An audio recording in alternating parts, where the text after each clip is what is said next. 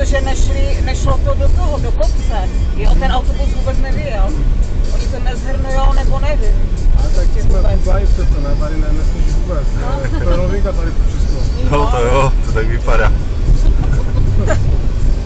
No spíš na to nejsme připraveni, nejsme zvyklí na takové zimy, že to bylo kdysi. Jenže to není rozhrnuté vůbec nic. Oni nestíhají ten dopravu, teda... To je nezaplatili papíru, které jsou to subjektní, nebylo se to tak soulili? No.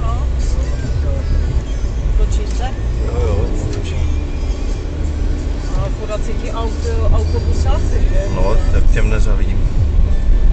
Za kamiony dostali 10 aktivace uslova. No, a ta cisterna My jsme viděli tu taky cisternu, nešla, no, teďka. Jo, protože to je, jo, ona je těžká, že jsem, že rovně. No známý teď byl včera ve Vídni